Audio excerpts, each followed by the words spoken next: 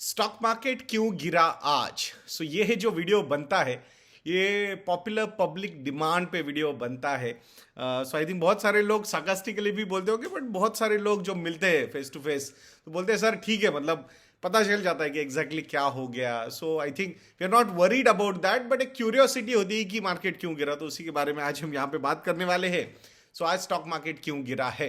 आई think index heavy weights like HDFC bank हो या फिर आपका रिलायंस इंडस्ट्रीज हो, ये इंडेक्स हेवी वेट्स आज नीचे है। HDFC बैंक की अगर हम बात करेंगे, ऑलमोस्ट 4% तक ये स्टॉक गिर चुका है आज, और इंडेक्स में इसका जो वेटेज है अराउंड 14.3 14.4% का है। After the merger, HDFC bank और HDFC लिमिटेड का मर्जर होने के बाद जो इंडेक्स में वेटेज हो चुका है इस कंपनी का, दैट इज अराउंड 14.4%।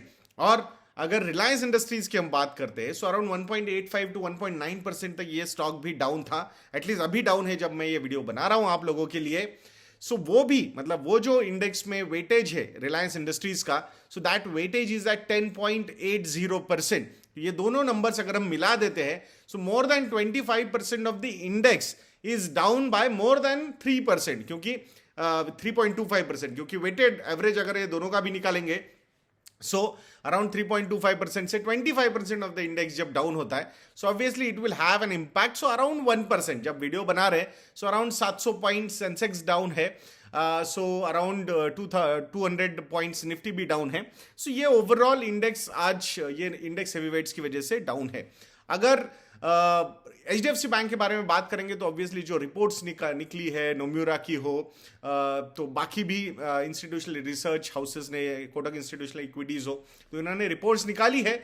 और जो टारगेट प्राइसेस थे पहले 1900-2000 रुपए के, तो वो 1800-1850 के रुपए तक उन्होंने किए हैं, एंड दैट्स वाई आज HDFC बैंक का स्टॉक डाउन है। उसको एक डिटेल्ड वीडियो में आप लोगों के लिए बनाऊंगा, यदि इन्वेस्टमेंट एकेडमी के चैनल पे उसे अपलोड करेंगे, थोड़ा समझाऊंगा उसमें HDFC बैंक का स्टॉक क्यों डाउन है, क्या लग रहा है मार्केट को उसके बारे में, या फिर रिसर्च हाउसेज उसके बारे में क्या बोल रहे हैं, उसके बारे में एक सेपरेट वीडियो बनाएंगे हम। अब दूसरा रीजन जो है मार्केट डाउन होने का, that is the reason behind that is US का जो बॉन्ड यील्ड्स है वो फिर से एक बार ऊपर जा रहे हैं। 16 ईयर हाई लेवल पे यूएस की 10 ईयर जिसे गिल जा चुके हैं 4.36% पे। कितना? 4.36%। देखते हैं अभी फेडरल रिजर्व इंटरेस्ट रेट बढ़ाता है, पॉज बटन दबाता है, क्या होता है। वो भी अनसर्टेनिटी मार्केट को बहुत ज्यादा लग रही है, and that's why yields are going up. अगर 2 ईयर जिसे यील्ड की बात करते हैं हम यूएस के, that yield is more than 5%। Currently it is trading at 5.09%।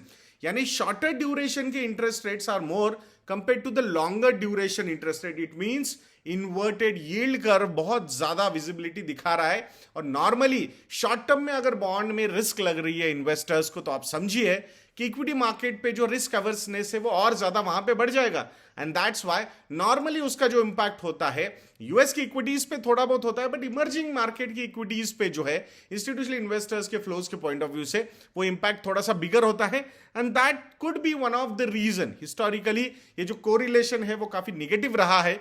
ये यील्ड्स ऊपर जाना और इमर्जिंग मार्केट की इक्विटीज नीचे जाना, ये दोनों चीजें साइमल्टेनियसली होती है। दैट निगेटिव जो इम्पैक्ट है it is currently it might be playing. Historically ये रिस्क थोड़ी सी हायर लगती है फ्रॉम इमर्जिंग मार्केट इक्विटीज के पॉइंट ऑफ व्यू से हम बात करते हैं।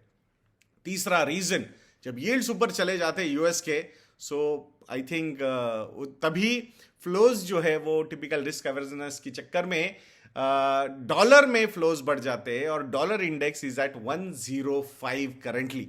और जब डॉलर इंडेक्स बहुत ज्यादा मजबूत होता है तो ऑब्वियसली उसका एक निगेटिव इंपैक्ट जो है वो इमर्जिंग मार्केट की करेंसीज पे होता है, and that's what is happening with rupee also. Currently dollar की अगर हम वैल्यू देखते हैं 83.2 रुपीज पर डॉलर, ये करंट वैल्यू चल रही है। Rupee depreciation is also adding little bit of negativity towards the overall equity markets. चौथे रीजन की बारे में बात करेंगे, I think that reason will continue at least till December, ऐसा लग रहा है, and that is Brent crude के prices. Currently the prices are at $93 per barrel. ये जो प्राइसेस ऊपर गई है, आई थिंक जिस तरीके से सऊदी अरेबिया एंड रशिया ने प्रोडक्शन कट्स लिए हैं, सप्लाई इंपैक्ट किया है, and that supply is impacted और will be impacted till December 2023. So till that time, I think this uncertainty is going to play out on the Brent crude oil prices, and that can have a negative impact on our Indian economy macro economy के point of view से अगर हम बात करेंगे तो higher crude prices can have a negative impact on the petrol and diesel prices. Election year नजदीक है, शायद पेट्रोल और डीजल के प्राइसेस बढ़ाए नहीं जाएंगे, बट अगर नहीं बढ़ाए जाएंगे तो फिस्कल डेफिसिट पे प्रॉब्लम क्रिएट हो सकता है।